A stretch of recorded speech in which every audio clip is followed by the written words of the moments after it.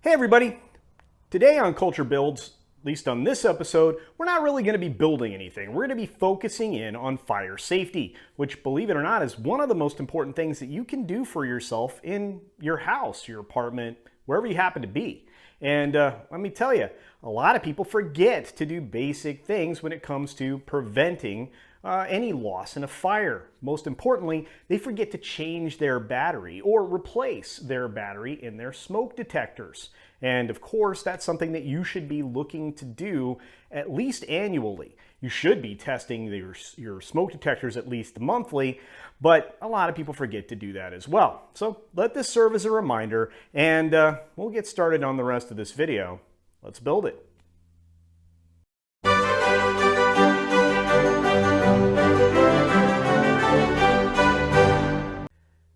So we're going to focus in very quickly on some advancements when it comes to smoke detectors. Recently, a lot of the old school smoke detectors that you would normally put batteries in, remember the old 9-volt style, well, those have been replaced with 10-year lifespan lithiums. And that's actually a bonus for all of us, because it means we only have to essentially swap out a smoke detector unit about once a decade. Now, that doesn't keep you from having to hit the test button on one of these little gizmos. As you can see here, I have the Kid brand of smoke detectors. You can pick this up at your local home store, and you can see the big test button here in the center. Once these are activated, they are good for approximately 10 years. What's great about this is that they also give you an idea for the placement of each of these smoke detectors and where you should put them, primarily in the living areas of your home. But they also give you a diagram that tells you where you might need something else. A carbon monoxide detector. That's right, there are times when you have gas appliances in your home, whether it be a range, an oven, or possibly even a heater for your property, that you rely on gas. Well, gas, especially uncombusted gas, uncombusted material, can become a hazard in the form of carbon monoxide. As you can see here from a couple of the pictures that I have on screen, these are combination smoke detector and carbon monoxide units. Usually these are placed somewhere near a kitchen, near a gas burning fireplace, or somewhere near a return for a HVAC system that relies on gas heat. Do be sure to keep these updated as well, and make sure to test every single month if you can. You also can see here some other things that are included in fire safety and placement from those items in the home wherever you happen to live. Again, whether it be an apartment, whether it be a townhome, a patio home, a single family home, it doesn't matter. Fire safety is incredibly important, not just for you, but in a multifamily situation for all of your neighbors around you.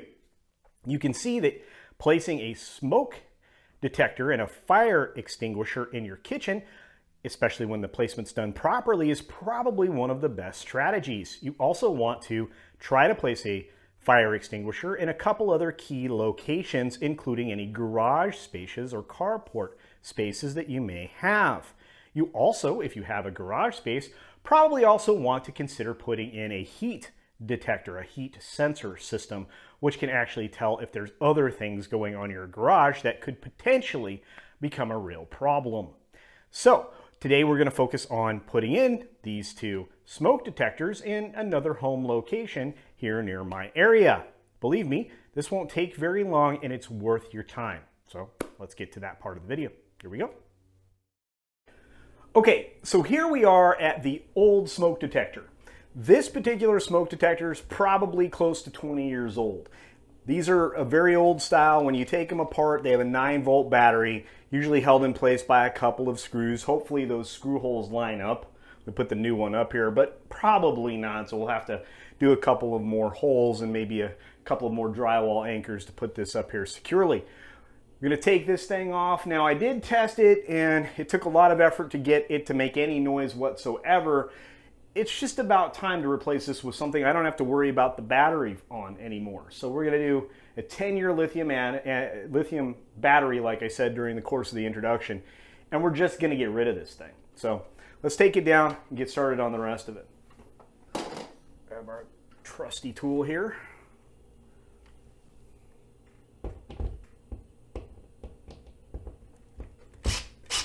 As I always say, you don't really need a power tool with any of these projects. Most of them you can use your hand tools and be just as successful. The power tool just speeds everything up. And as you can see, it came off the wall rather cleanly. And we don't have to worry about an old smoke detector that maybe the sensor is bad on, because believe it or not, the sensors do go bad.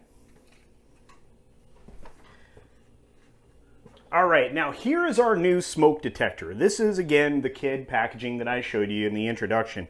And as you can see, not a lot of fancy to it. It's sealed completely, because you're not going to ever replace the battery on these. And it comes with a mounting plate that this just basically screws into and holds it in place. Let's see if these holes line up. If they do, yay! And if they don't, oh well, we'll drill some more holes. Sort of, kind of, maybe. Not the best. Here, let's see. Sort of, kind of, maybe. Now we're off by a bit. So we're going to have to drill some more holes. So stick with me. We'll do that real quick. Okay, so I decided to keep one of the screw holes here. I'm going to take this screw out, mount the base plate using it, and then line up my next one so that it looks good. Not really worried about level, because no matter what, it's round, so it'll always look level. And we'll take out both screws. Do it the smart way.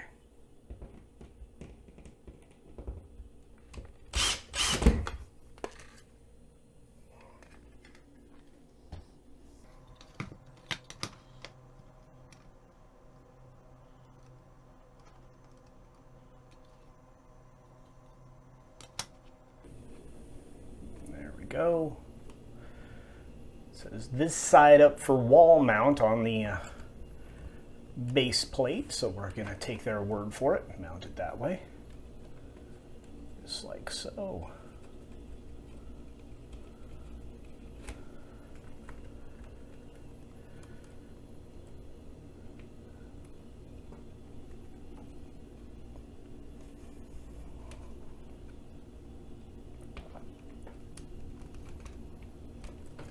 Go. We got our mark there. We'll put a drill bit into it.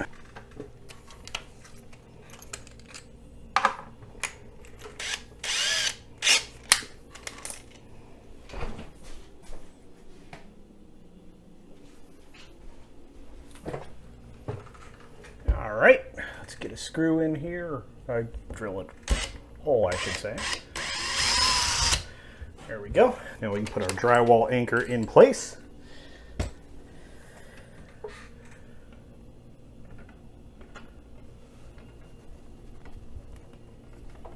A couple quick taps and that will be set. All right, use the right tool at least.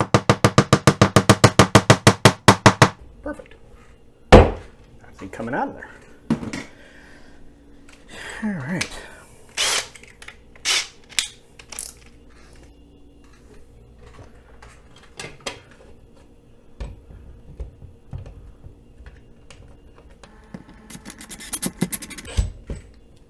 Go. Looky there. It's just that easy.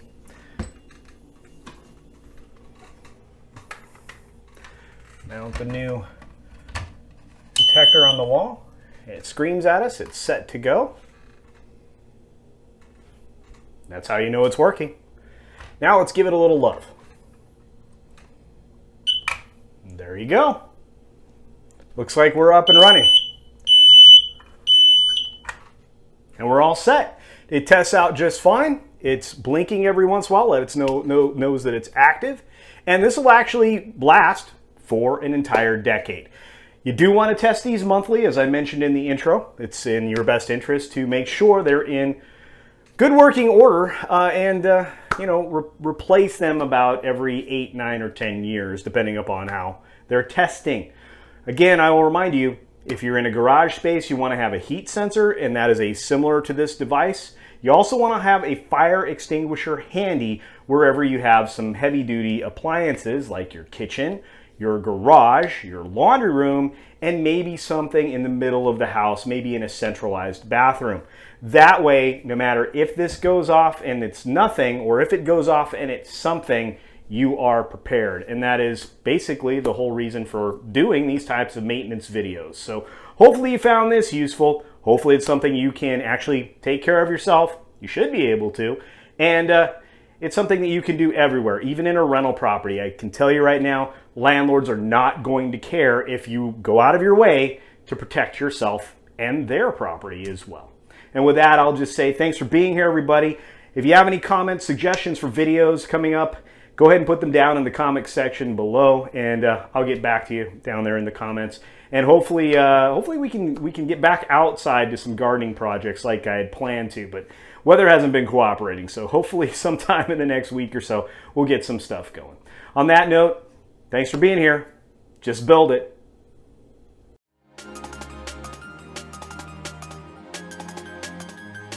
Thanks for checking out this episode of Cultured Builds. Let's build it.